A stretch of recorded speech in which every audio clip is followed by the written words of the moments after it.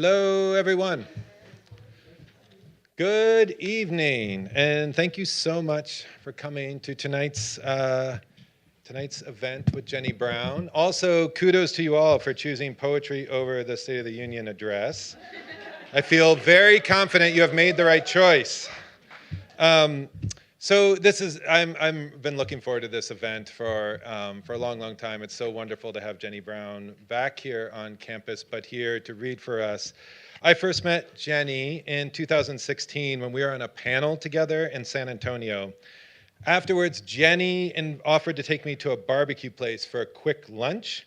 What she didn't tell me, though, is that she would be taking me to the platonic ideal of all barbecue joints, located in gorgeous Texas countryside, complete with picnic tables and a flowing river. It's like picture Valhalla with a food court. This place would be there front and center, or at least that's how I remember it. Our so-called quick lunch turned into a 3-hour gossipy feast, and I left Texas knowing I had met a new poet partner in crime. Since arriving at Smith, I knew Jenny was a poet I wanted to invite for our reading series, but the time frame for that plan became clear once her daughter, Lyda Martin, enrolled at Smith and, of course, took the campus by storm. I love the idea of bringing Jenny to read here during Lyda's time at Smith, and in almost 30 years of the Poetry Center's existence, this has never happened before. A parent and student matchup. I'm happy, I'm so delighted this worked out. And I'll just say one more thing about it. Many times we try to align a poet's visit here to campus with a new book publication, but Jenny's new book, I Am Trying to Love the Whole World, will be published by BOA next fall after Lyda's graduation. Scheduling a visit for fall of 2026 was never an option. Lyda trumps book release every time, but I'm so glad that we'll be able to hear some of Jenny's fabulous new work tonight. I was lucky enough to get a sneak peek at a manuscript copy of I'm Trying to Love the Whole World in manuscript form. And I've been just so moved and inspired by those brilliant poems. So I want to urge you all to set your calendars. Remember to track this book down when it comes out. It is gorgeous, it is brilliant, it is truly moving. I'm really excited to have it in print and in my hands. So here's the way tonight will work. Lyda will introduce her mom. And then Jenny will read us all poems. Then I'll be in conversation with Jenny up here on stage with questions offered by my Reading Contemporary Poetry class. And then after that, there'll be a book signing right down here, as always, at the purple tablecloth. And on that note, I want to thank Broadside Books for selling Jenny's book there in the back. I also want to thank Tom Kleitis, as always, for streaming tonight's event. Thank you all for those of you who are joining us online. Looking ahead, for students, this might seem a long way away with midterms in the mix and then also spring break. But our series will resume again. It's actually 1 month from tonight. Claire Wamenholm will be here on Tuesday, March 24th. And if you're here and you are not on our mailing list and wish to be on our mailing list, there's a QR code also in the back at the table with the stickers, and you can sign up for information about all of our reading series as well, and other announcements. My English 112 class, I think you know what to do now. The QR codes will be posted towards the end of the event, and you just need to scan those. If you have any issues, come see me or find Nicole, and we can figure that out if you have any tech issues, but hopefully all of that is running smoothly tonight. I just want to thank you all again for being here tonight and for tuning in online as well. And now it's my pleasure to introduce Lyda Martin. So I'm sure many of you know this. You know so much more about Lyda than anything I'm going to say here. But Lyda Martin is a senior English lit major and philosophy minor who enjoys running. I think that's an understatement, I think. Reading and spending too much time on Pinterest. She is currently completing an English honors thesis project on contemporary literature of the Black diaspora and looks to attend a master's in English graduate program this fall. She is also a captain of Smith's track and cross-country team, and this is really badass, recently set the school record in the mile by 0.09 seconds. Please welcome Lyda Martin.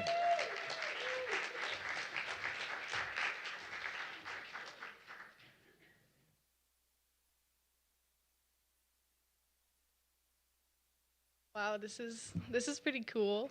I see like some people from my classes and some people from my team. So when Matt first sort of brought up the idea of me introducing my mother for this event, my first thought was, oh wow. So now all of my Smith acquaintances are really going to understand why I am the way I am. Yeah, it's just like a lot on my shoulders being a poet's daughter. I think being a poet's daughter is honestly one of the reasons why I came to Smith, or the reason why I came to Smith. When I was figuring out where to go to college, my mom and I flew here from Texas, and we came to Smith on Valentine's Day, and we took a picture under the portrait of Sylvia Plath in the Poetry Center. It was all very cinematic. I was like, wow, I'm gonna go here. And we bought too many books at Broadside Bookstore, which is pretty funny. It feels really full circle for my mom to return on another February during my senior spring to read her own book of poems, which is coming out soon. It's called I Am Trying to Love the Whole World. I think for me, being a poet's daughter means that for every holiday or birthday, instead of asking for a gift, my mom told me I had to write her a poem. No, I'm being completely serious. It also means that I was raised to pay deep attention to language. I think that it also means that when I came out to my mom as bisexual in the 6th grade, first she went, "You're not sexual, you're in 6th grade." And then after like thinking for a while, she close read me and she said, "Honey, are you having sexual feelings?" um, and although I am no longer bisexual, my mother's love for close reading and her tendency to ask deeply hard questions and her openness to my lesbianism, I think are all things that have landed me here at Smith. And I guess on this stage. My mother always used to tell me that motherhood was her favorite out of many jobs, but I think it's only fair that I get to tell you about her excellence in all the other jobs that all the other hats she wears. So forgive me if I sound like I'm bragging, even if I am a little bit about my mom. So Jenny Browne, she's right there. She's a professor of English and creative writing at Trinity University in San Antonio, Texas, but she is also an honorary professor at Queen's University in Belfast, Northern Ireland. She's the author of 5 books of poetry, which includes what they're selling outside, which is Fellow Travelers, New and Selected Poems, Volume 17, which is in the Texas Poet Laureate series. And she's also the author of I Am Trying to Love the Whole World, which, as Matt said, is forthcoming from BOA. Her poems and essays have been published in many places. This includes, but is not limited to, the American Poetry Review, Gulf Coast, Oxford America, the Academy of American Poets, Poem-A-Day, Poetry Magazine, The Nation, the New York Times, and The Slowdown. So Jenny Browne, my mother, is a former James Michener Fellow at the University of Texas. She has received the Cecile Helmley Memorial Award from the Poetry Society of America. She has received a National Endowment for the Arts Fellowship in Poetry, and not 1, but 2 Fulbright Fellowships to Northern Ireland from the US-UK Fulbright Foundation. She did pull me along to one of those. She served concurrent terms as the 2016 to 2018 City of San Antonio Poet Laureate, while also being the 2017 State of Texas Poet Laureate. In 2023, she was inducted into the Texas Institute of Letters. So I really hope that you guys will enjoy hearing about Texas and Ireland and all of the things and feelings in between those two places. So Mom, if you'd like to join me on stage, I think it's time for some poems.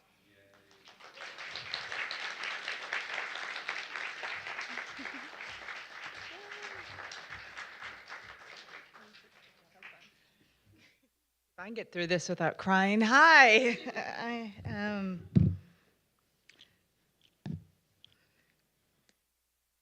What a gift. To get to be your mom and to get to be here tonight.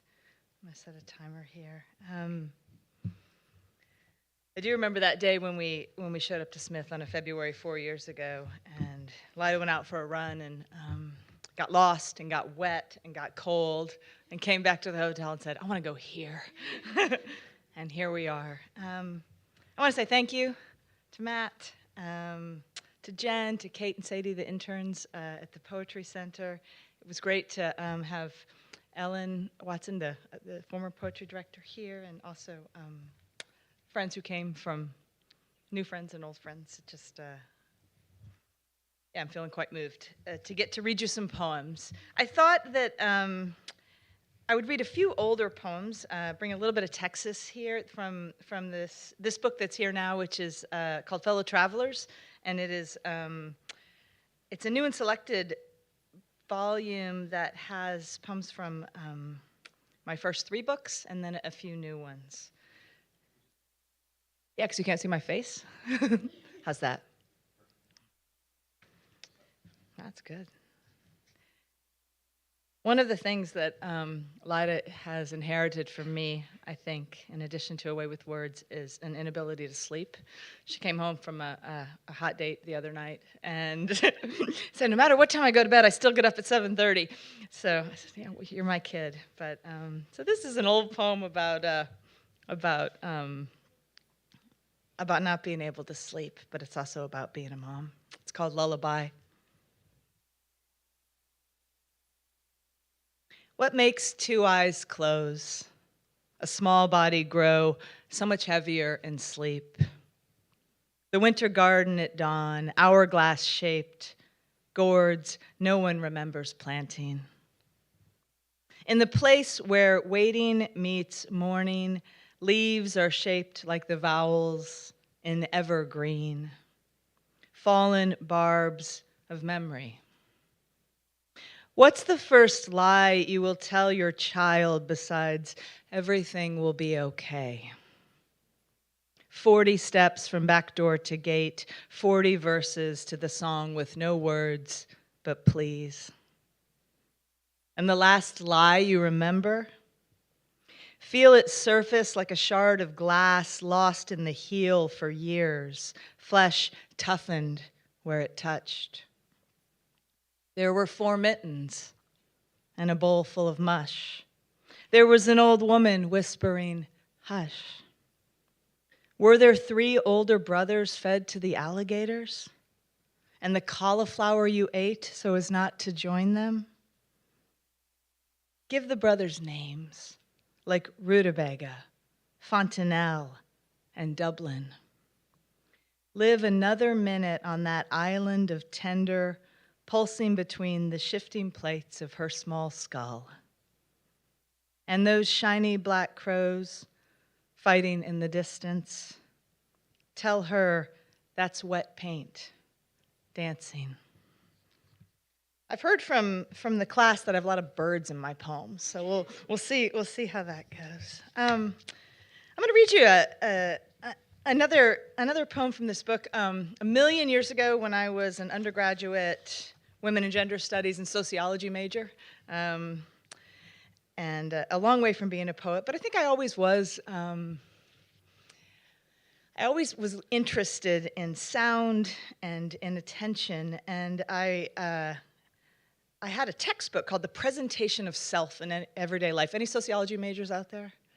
This Goffman. So this textbook was basically took the metaphor of theater for how we interact with other people, and this idea that we're always performing and managing people's expectations. And it was in 1956, so it was kind of the first book that ever really made the case that identity is not fixed; it's performed and formed in social encounters. And I didn't become a famous sociologist, but I did keep your textbooks, kids, because one day maybe you'll get a poem inspired by it. But this poem is 4 little vignettes that kind of take some of these ideas from this textbook, and it starts with a little epigraph that I'm always tempted to leave every time I go stay in an Airbnb. It's by W.I. Thompson, another sociologist, and it says, "We live by inference. I am, let us say, your guest. You do not know, you cannot determine scientifically that I will not steal your money or your spoons." This is in four short parts. 1, the last Halloween he was among us, Uncle Win dressed up as a fallopian tube, wrapped in elastic bandage from ankle to chest, with hands clasped together mid-thigh, where they cradled a plastic sack full of hard-boiled eggs, dropping them one at a time hourly as he moaned, "Fertilize me, for God's sake, would somebody please?" The gray papier-mâché ovary took days to dry before he duct-taped it to his head. A sign above Highway I-10 shouts life, by which it implies rhythm. A heart-shaped pattern we might scan begins at 18 days, but doesn't advertise when a man might decide to terminate his own, or what he might happen to be wearing. 2. At Barton Springs, behind her, a man removes and refolds the pink meat of his sandwich. By this he means, sweetheart, yeah, you, older than my mustache, younger than my bunion. How great, he tells us again, it used to be in Austin. From the free side of the depths, the dogs and topless laughed loudest. The co-ed with night open across her chest has freckles she wasn't born with. Those of us who paid $3 to sink and surface feel a smidgen fenced in, but it's not so bad here. Watching the downside of sunset slump red-faced against the cement wall like that tasered teenager on YouTube. Really, not bad at all. 3, on earth as it is in the bedroom, conversations involving over-communication of some facts, under-communication of others. And at the barbecue, drinking Shiner Bock with the Defense Department translator, her nose stud a spark in the porch light, her reaching for another beer, saying, sometimes you have to remind yourself that this guy you're talking for, so polite, nice and all, he once sent a woman her husband's head in an ice chest. 4, and when the main character says, I forgot myself, she does not mean bodily. Rather, she has just made a relatively unrehearsed verbal assertion, such as, I love cucumbers, but they make me repeat like a howitzer. Or conserve energy, screw and nurse at once. Even, dear stranger, oh honey, mess up my hair and thumb me till I hum. According to the survey, we say we are happy. A full 3/4 of us say we are. I'll read one more from this, and then I'll turn my attention to some new stuff. I was the Poet Laureate of Texas some years back, and I had a really incredible opportunity to have a residency, a national parks residency in the Guadalupe Mountains National Park, which is this beautiful kind of island in the middle of the desert, right up against the Permian Basin, which is sort of the biggest and most prolific oil field in the world. And it's kind of crazy because you're driving through frack land, and then you come across this coral reef and this ancient Permian Sea.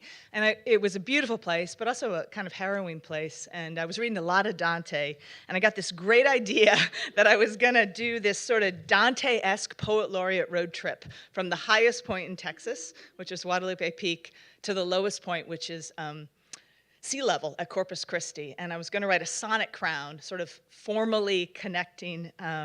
It's a better idea than it sounds like.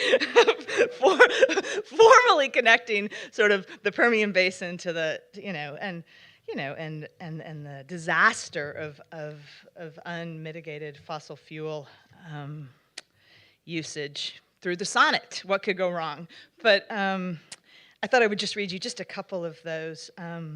They are named for these towns that I passed through, and they began with kind of a subheading of a line from Dante. So I'll read this one that's from Pecos text. Anyone from Pecos? It's a real shithole, you know. Seriously. But if near dawn the dreams we have are true, Pecos. 2 trucks stuck between Pecos and death makes for an uphill line to begin again. By side they grind their teeth, and we shall not be moved. If then I felt we were all just waves, that vague and that abstract, or there ought to be a law against motion sickness, but we're born with it. Landscape as a list of future targets. The golden-cheeked warbler didn't have time to pack. And if, as Dogen writes, we should not view ash as after and firewood as before, what time is being told and told but not listening? What would it be to die or stay alive, albeit fearlessly? If it already happened, it should not be too soon. Ozona. To die or stay alive, albeit fearlessly, my mind must stop revising that great hawk into a killing machine. I don't mean to sound so apocalyptic, but I remind my students they can't put a drone in their poem without some blood on their hands, or leave out the man scanning his screen for heat. It's cold in Ozona, but I meet the happiest people in the world also heading east. Nothing to do there but fish. Birds of a feather, gods of wind, I am supposed to warm to your slow-turning blades of war. Mine, not oars. Arms grow sore, wishing our species better metaphors. Here's the last one. We made wings of our oars for our fool's flight. Seminole Canyon. Wishing our species better metaphors, I consider the author of Borders and Fear standing up the slumped horizon. The Anthropocene silent auction is now closing. Author of Brushing Peach Pie from the Geologist's Beard. From here, we can see Smog hiding one of her children behind her back. The other approaches the canvas. Our land turns blue, our eye black. Each refugee takes her sky's temperature. Author of those 2 white horses feeding at the Valverde County line, reminding us of nothing. It was summer, and it was never their job to humanize the land. So, That's a little Texas for us Texas natives. As Lida mentioned, I split my time these days between San Antonio and Belfast, Northern Ireland. And here during my jazz interlude in the middle of this reading, I thought I would. I've been working on just a couple little poems that are prose poems, and they're love poems. And I'm sort of working on a new collection, and it's kind of fun with the people who are used to reading poetry to try a few new things. So these are, what's interesting about these, I hope, is that they are love poems, kind of long-distance love poems, sort of mediated through the poets who I read the most, Seamus Heaney, and also some of what seem to be kind of the patron saints of the Pioneer Valley, a little Dickinson, a little Mary Oliver. So I'm just going to read a couple of these. They're quite short. This book right now, I'm calling it The Troubles, if you've heard of them. Kind of tongue-in-cheek, but also maybe it's not a bad title for a book of love poems. It's you, blackbird, I love, Seamus Heaney. It's you, black car door opening so as to become another wing flapping 3 times. I ask the sky to stop. It's you, all the birds I've kissed, and you, the words I misspell. Again, it's you. Chapter 7, I fell asleep reading. You, the trash bin rolled forth blearily. I will need a new way to explain it. Tonight, I told the truth, then ate cheese and onion crisps in the dark. Sometimes just the melody gets me. 2 seabirds fighting over the wing of a third, the most Belfast image you'd ever heard. 10 times a day, just thinking of how you say the word sound with your actual mouth. It's you, first torn blue bit between bricks, you as well, meaning me. I ride into the tunnel like a sigh.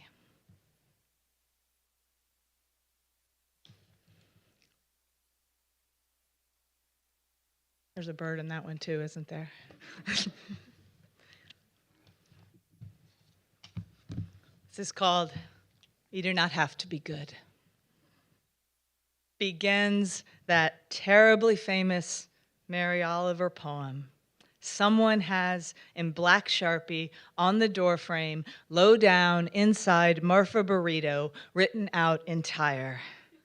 And it has always felt to me some famous poems, like some famous people, say Selena and Anthony Bourdain, their beautiful dead faces are here too on the wall, remain happy to see us, but not this poem, no. This one seems weary of me squinting closer to read aloud for perhaps the 1,000th time as I untangle a lone goat head thorn from my sock, thinking of a man I used to work with. He was called Casey and seemed to believe himself patiently waiting in an immense field of sunflowers for his rightful reign, instead of standing before the copy machine making another thick PDF for the sour medievalist. That was the look in his eye, saying, I am Casey, here today to catch the deluge of your dumb human pain on my great flower face as the copy machine flashed through what used to be trees. And every time we passed in the hall, he'd shout, hey, Browne, you're doing a great job, even though I was not. Not even close. I had not slept in nearly 2 years, truth be told. My hair could have been on fire, and I'd have said, fine, everything is fine. My kind father would keep on being dead, and I would begin telling a lie that would burn my mouth so nothing tasted right for such a long time. To say I could love a woman like this, could this particular one, in fact? Her matted coyote hair sparked with late winter sun, her wiping a smear of chorizo grease from my chin with her damp thumb, a galaxy of tiny cat claw holes in her yellow wool sweater, all the while explaining something about the end of time. How can it be found in physics? How one could in fact tumble off the edge of everything and there would be time itself, waving hello, goodbye, hello, just like Casey in his plain black skateboarder shoes, ollieing off a kicker, only he could see how it always sounded easy enough to just love what you love. Is it still called light if we can't see it coming yet?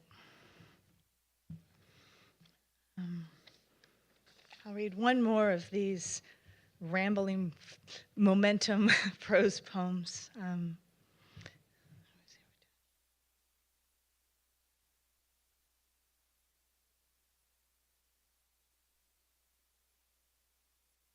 We still have time for a few questions from the audience. That's the title, not, not the beginning of the poem. We still have time for a few questions from the audience. When the golden retriever from the forest at full speed, mouth packed with leaf rot and tennis ball, has emerged, offering no answer beyond mine. But of such sure possession, what do I know? It wasn't like we shared a blanket. Wasn't like I stood to command your hands for my country and my country alone. Still the swollen river does not hesitate, knowing the future becomes a future by remaining open-mouthed. We stumbled outside, blinking hard as a sunbeam considered her next move. I am writing this in blue-black ink on the back of a used envelope like Dickinson. Her editors changed the line breaks again, one comparing her handwriting to fossil tracks of birds. What does that even mean? Who is speaking to whom, and for what ostensible purpose? Do you remember that lecture on letters and war and letters and love, barely touching arms in the dark? The day stays gray as a stone. The dog's owner gurgles hard on his vape. Someone is breaking down cardboard boxes in the alley. The whole sky barking rain. Well, that was fun. It's kind of scary to read new things. I'm going to finish by reading some poems here from I'm Trying to Love the Whole World. This is a new book, as you heard, coming out in September. And it's elegiac. Many of the poems came out of the death of my closest friend, who was a painter, and kind of trying to speak to that. But I think it also came out of my own kind of loss, I think, of language and of reading. During COVID, there was, I think for a lot of people, our minds changed. I think it became, for me, difficult to focus in the way I had. And this would have been in 21, 22, and I was stuck. I was stuck, and about that time, the great Polish poet Adam Zagajewski passed away. And I don't know if any of you know his poem, You Must Praise the Mutilated World. It's a beautiful poem, and it seems to come out when there's trouble, and it seems to be coming out a lot these days. But one day after Adam died, I read the poem, and I really hadn't been able to write anything in a long time, and I kind of I said, I'm trying, Adam, I'm trying, But I don't know how, I know some of you are in this poetry class, and maybe this is the first and last time you'll engage with poetry in this way, and I know some of you have been writing a long time, and I know for me, giving myself little assignments when I'm stuck has always helped. So I sat down for 100 days, and I decided, okay, I'm just gonna begin with the sentence, I'm trying to love the whole world. And see what happened next, because or until or although, because it's impossible, but at the same time,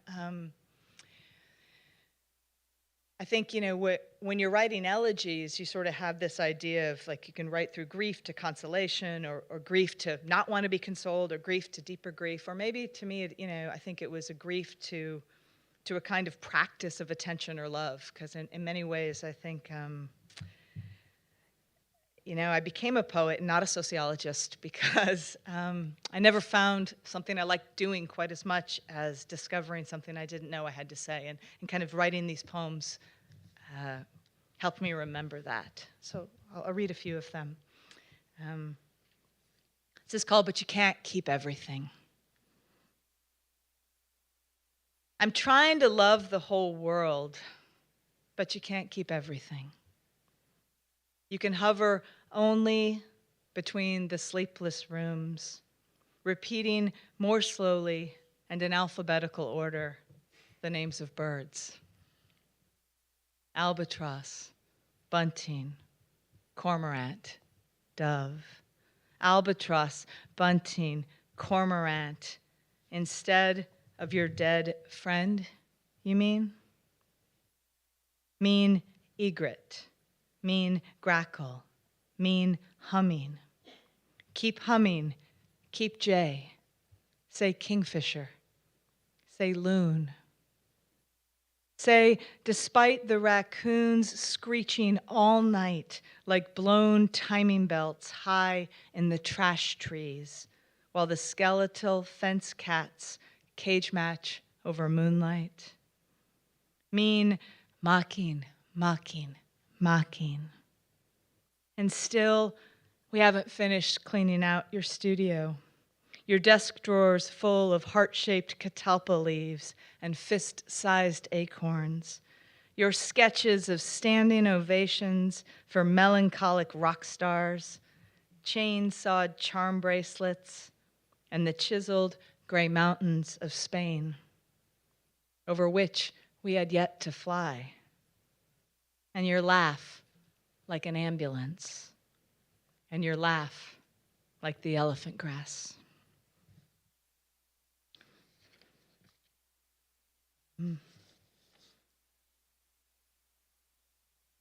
And so I try writing another unreasonable elegy. I'm trying to love the whole world. And so I try writing another unreasonable elegy for the future. But it's time for breakfast. A buffet of DIY waffles, soft bacon, and bladders of sweet juice levered from a machine that glows all night. I wanted the green glass of that distant city to smell me on its chest. I wanted both great armies to follow the flight paths of migrating cranes. I wanted to replace the gold-plated Ganesh out in the lobby, remover of obstacles, knowing it would soon enough be stolen again, tossed off the bridge where the fish-eyed children gathered to debate their passwords. I wanted to change my tongue, to croon a little landslide like we do when we're alone. I wanted to know what blood-warmed meat once heaved itself around the clean bones I found halfway down the canyon. But somebody ate somebody was as far as I got. So interesting to read these now and think about, that idea. I can say it to my students all day long: if you know where you're going and what the poem's going to say, why bother? But when you don't know where you're going, it's pretty scary, but it's pretty interesting. Kind of where you end up. I'm going to read a couple more here, and then we'll call it good. But this is many of the poems in the book are also ekphrastic, about visual art, but some of them also engage with music, engage with Texas, and engage with our country. This is called Listening to the First Movement of Dvorak's Piano Quartet at the community pool the night after the Uvalde school shooting. I was thinking the music moved in stops and starts like children chasing fireflies. Then I heard it stare empty as the lifeguard chair. A boy leaned in, opening his mouth to release into his mother's palm the blue-green gum from which he'd chewed the sweetness loose. It would still be warm for a minute or two, is the kind of thing one thinks in times like these. So I try to let the strings play more gentle attention to anything. The elderly regulars surfacing pale as ravioli, the stoned tailback inside the snack bar, carefully cheesing one nacho chip at a time. But mostly to the rapturous face of the toddler who watches me watching her run back and forth in the grass, fast as she can, away from nothing.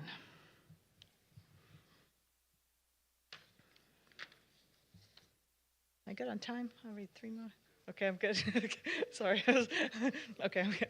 I totally neglected to set the timer, so I'm looking at all right, I'm good. Just give me the like, I'll read a few more. This is called, where'd it go? Rereading The Tempest. I think what it's about is obvious. I hope what it's about is obvious. But you know, is it? I mean, I think, is it?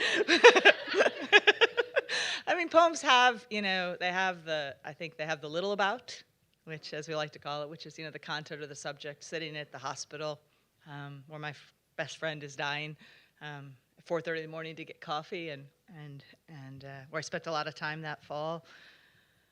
And I was reading The Tempest, but at the same time, the big about is sort of, I think, also the larger universals and the larger tensions that enter the poem when you sit down to make it. So this is both about The Tempest and I hope about some other things too. Rereading The Tempest. Inside the tiny Starbucks over by the hospital, the one that opens at 4:30 a.m., who had, no doubt, some noble creatures in her. Doubtful this morning, with the men on either side of me breathing hard, audible porn on their painfully slow-charging cell phones. Every now and then, one rubs small circles on his kneecap with the middle knuckle of his middle finger. Grab a little goodness. Grab something savory. Each wave remains a beginner, and the sensitive brute in the play is afraid of hedgehogs. I've spent half my life peering down dark streets for some place to please be open. There is no reason to imagine it differently than you imagine it. Everybody on the ruined ship believes itself the only one who survived.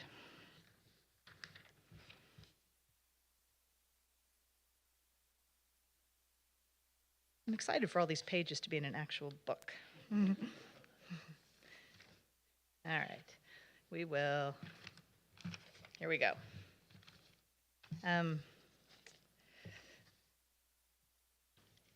This is called America's Got Talent. Have you heard? It's been really interesting to be living half the time in Ireland, which is a beautiful place full of beautiful people, and to kind of be thinking about, you know, when I first went over there, people thought, oh, isn't it violent, isn't it this and that, and certainly they've had a very complicated history, but you know, I was recently with some poet friends, and we were talking about that, and someone was asking them, how do you repair, how do you create conversation across, when people can't agree on the same story, or the same history, and how do you repair political violence, sectarian violence, and one of the poets said, you don't let it start, and so it's been good to kind of look back over here. So anyway, this poem is a bit about that, I think.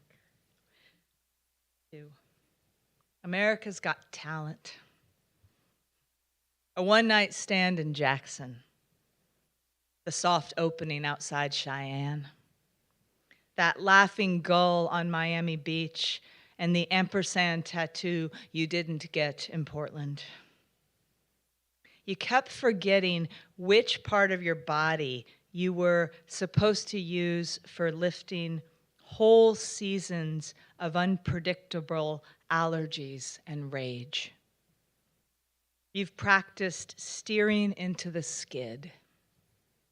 You're only 9 miles from Bless, Texas, but you did not arrive here by machine. You did not come to carry that gun. Wet trees and idling trucks, a whole shelf of expired pain relief. Back in the back, and behind that, the game where you keep paying a silver hook to drop, grasping for the hind of some bright, half-buried animal. We keep saying now more than ever, but I've never seen anyone leave this part of the country with anything but stone fruit or ash on their hands. I'll read 2 more. This one's for Lida. Maybe it's a little more hopeful than the last one. It's called When America Cuts My Daughter's Hair. When America cuts my daughter's hair, every chair in the strip mall salon where she rents a little space reflects another face readying to make a change. The mother next to me gripping an ad for the full Hollywood wax. And here too, the needed graffiti, don't do drugs, be sad. They'll grow back. My own mom on the bangs I butchered more than once. Do you think America is pretty? My skinny blonde girl who never really needed to ask if she was asks me. Later, as we walk 2 more hot city blocks, because by now we've chopped the pecans to protect the power lines. A Pierce Chicana with one side of her own dew done in deep brown waves, the other buzzed tight and dyed a bright chemical green. America fits the description. And when she's done, holds up her small mirror in the big one, turning my kid around so she can better see herself. You can call me Erica, she says, if you like. But we like America better here. And this is the last one I'll end with. The one I Am Trying to Love the Whole World poem in the book that is actually titled, I Am Trying to Love the Whole World. I am trying to love the whole world is such a public display of affection, a flex even. One, the lone magpie staring back from the backside of a badly shorn sheep finds suspect. I flap my arms and blink 3 times. Bad luck to glimpse just one. Magpie being the only creature rumored to have refused the ark, preferring to perch high on the mast and curse the rain. I, too, keep rewinding my mixtape of the plague years until I can hear it snap like a tendon or a tent pole. My country keeps on hammering itself into softer ground with a rock and yet the sound of wind softly shaking the stars awake. My world, I have missed your mouth, your morning breath coming round the wild garlic, your fat lilacs forgetting to be the flower of death. Thank you so much.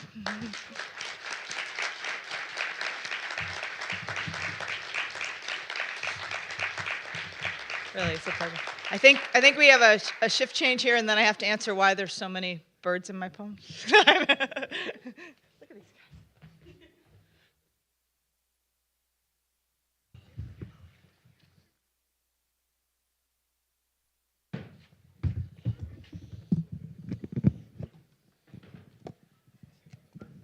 these guys.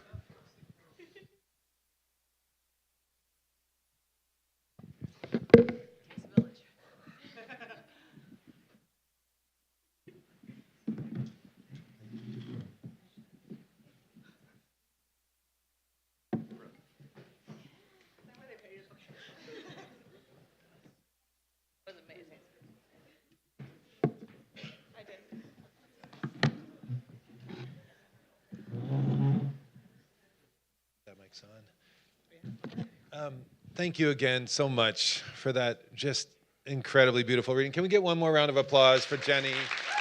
That was so beautiful. I do want to talk birds, but not quite yet. I want to No come birds. back to the That birds. question. Yeah, but it's out there. But I have so many questions. I love the reading. It was wonderful to hear poems from the new manuscript out loud, and also to hear some of your own. Oh, this closer. I'm just waving it around uselessly. Okay, sorry. The little things. It is. I can see how this is better. So it was wonderful also to hear a little bit more about your own relationship to try to praise the mutilated world. Can you just talk about that a little bit more? And I wonder if you could just. It was really moving to hear that poem offered a vehicle for you to start writing again. And so what is it about that poem in particular in relationship to the elegy that offered that invitation to you of all the other poems you could have chosen? What was it that you really felt like this is opening a door for me? I mean, I think there's a lot of answers. I think as a person, when someone says you must, I go, But also, I think there's also something in the word mutilated that I wasn't able to look away from. Sometimes, so I remember first reading that poem and not liking that word. Not wanting to think of mutilated as mutilated. And I think for me then, if something makes me uncomfortable or I don't want it to be true as a poet, that seems like a place to kind of to be. And then I don't know if you know the poem. I mean, how do you? Yeah, we read it in class as well. And I first encountered it, as I'm guessing you did too, after September 11th. After September 11th. Yeah. And there is this interesting thing, and I think it does say something about poetry itself, in that there are these poems now that we've come to recognize as the poems that people turn to and share and repeat when other language seems to fail. Right? And I think that poem is one of those poems. And then for me, I just think it's a profoundly beautiful poem that enacts its own argument through images. I think that's it. It starts with this, you must do this, and then it does it. Right? And so I think the challenge of that is for me as a poem, is something that I found myself returning to it again and again. How does he do that? And then I just got kind of mad at him because he died, and then his poem was there, and I couldn't write, and I just was like, okay, I'm gonna try. So I mean, yeah. And then one of the things we talked about in class too was the title "Try to Praise the Mutilated World." That word "praise" is very different than your leading verb. I am trying to love the whole world. So can you talk a little bit about that shift between how you're thinking about the difference between praise versus like actual love? I hadn't thought about it. So that's a really good question. I think I'm going to say two things. I think in a lot of ways, for me, and I'm not the first person to think this, obviously, the elegy and the ode are so much closer together than we like to think about. So if this is a poem about praising what is lost or what is mutilated, I mean, I think that is, I think that's what we do in the elegy. You know, we kind of offer that up. At the same time, to name that you love something then also makes one vulnerable to losing it. So there's always that kind of thing. And so, but I also think that love is attention, you know. And so I haven't thought about the difference between praise and love in that context, but I think there's something about I think there's something similar about them when it comes to attention. And it's funny, you asked about my line, like, you know, I'm trying to love the whole world. I mean, I think in some ways, I think my world was feeling so small, kind of in the way that it kind of did in some ways during COVID, when kind of this practice started, that to say something like, it's impossible to love the whole world, so you have to bring it down to this small thing. But lately I've been kind of thinking about whole as whole, W-H-O-L-E, like the world as whole, that maybe I was doing something else in my head that I didn't, that had more to do with healing. I mean, I mean, there's the riff on mutilated, a different word for it. I misheard something recently, someone talking about small holes in the heart.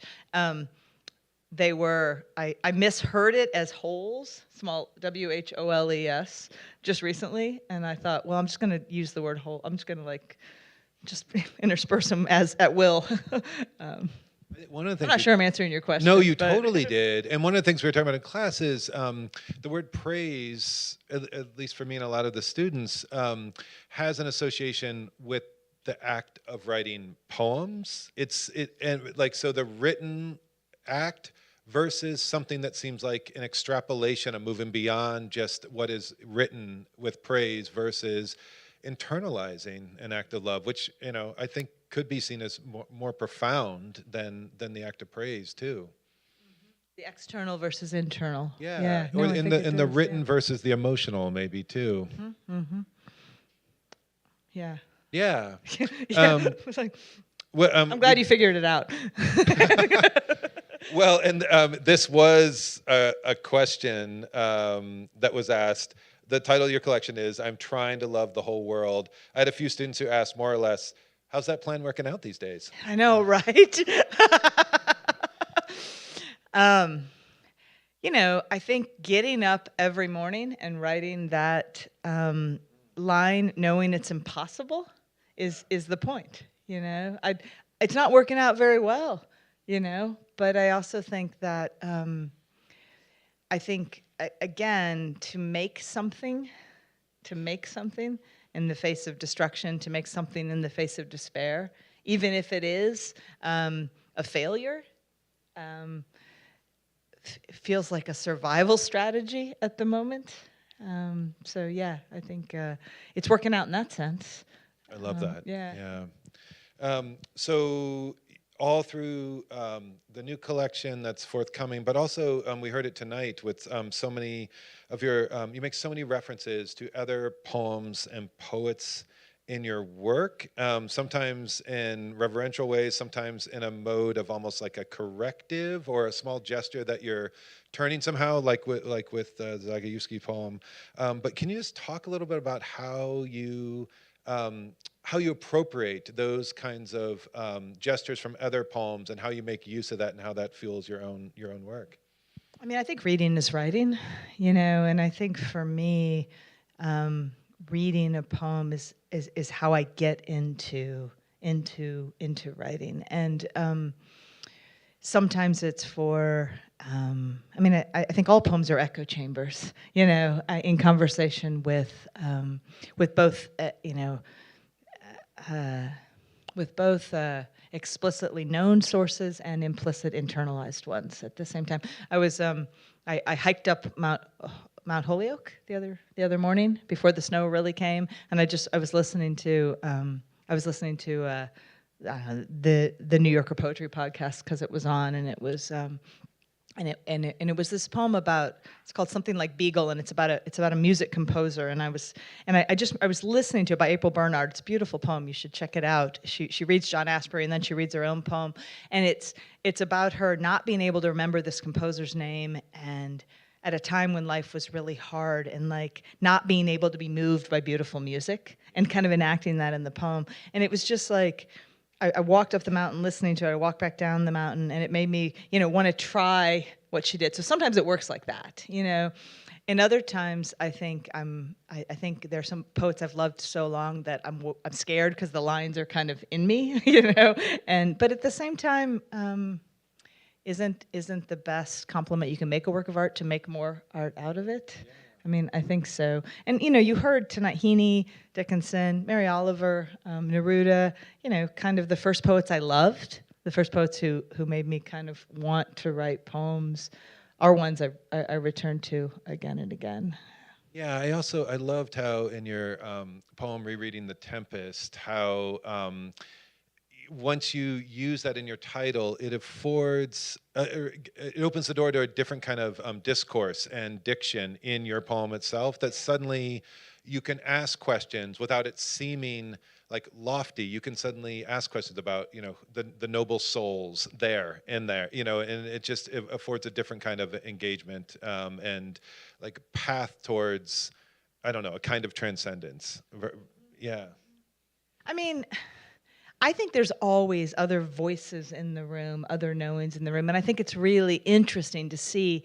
And maybe I think this can be a failure of my own poems sometimes. Like how many things can you kind of bring together, right? But I think you're right. When you have something like Dvorak and the community pool and the Uvalde school shooting, I mean, that's one of those titles that does so much narrative work. Yeah. That then you can kind of just be in the images of it. And I think similarly, Rereading the Tempest, Seamus Heaney, who I've been reading a lot lately, talks about, I'm not going to get this quote right, but it's something like, since when is the beginning and the end of the poem actually where the poem begins and ends?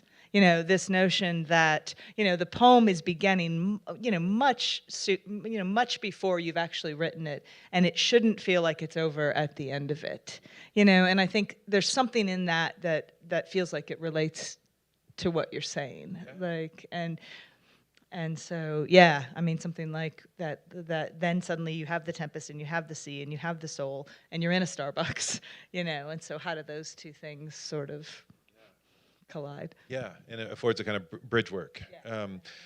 I wanted to ask you about that poem about the Uvalde shooting. I'm really glad you read it tonight. I mean, just to read the full title again, listening to the first movement of Dvorak's piano quartet at the community pool the night after the Uvalde school shooting. I'm wondering if you could talk a little bit about the decision to address the tragedy in the context of the community pool and a piece of classical music, and that it's a community pool obviously seems so important there, but also maybe to just extrapolate, to think if you could talk a little about how that poem might be representative of some of the strategies you might employ when trying to take on, yet another national tragedy. And another one, and another one, and another one, yeah. I mean, in a real simple way, I think there are things that happen that feel beyond words. I mean, just, and certainly living in Texas and almost feeling like, I mean, everywhere, not just Texas anymore, but that, that we almost don't even notice anymore. So how do we begin to write about it? What to, and I think the thing that for me, it's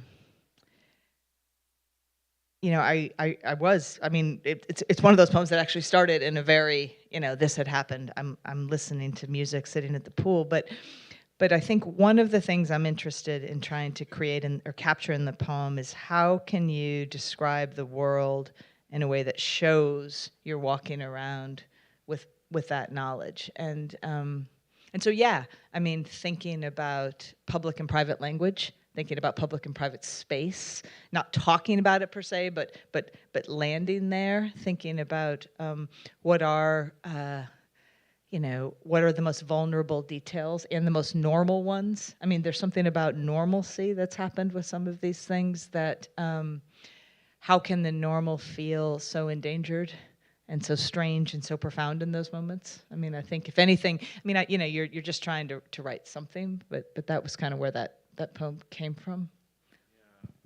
Yeah. And there's one of the things I was thinking about too is I think one response one can have after a deep, profound tragedy is, where does art belong in this? Yeah. And what can it possibly offer? But the premise of this poem is that the speaker is already deep in the need of finding solace in art. And not just that too, the way that the poem, or the poem describes the music that the person is listening to, and that affords a means of engaging with the tragedy too. Mm-hmm. That it is like the movement of children. Yeah. It is. And yeah. I mean, and it's just I mean, it's unbearable to watch children. I mean, and to actually not look away. I mean, in some ways that was, I mean, that just felt true to that moment.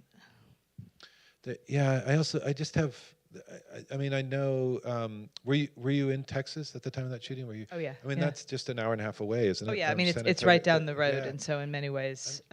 I'm interested in your, how the title does so much work, but then there's distance in the poem itself, and just that as a strategy, like playing with that sense of proximity. Not playing, that's the wrong verb, but being very seriously attentive to that idea of proximity and what might feel like too close and too direct as a way of addressing a shooting like that.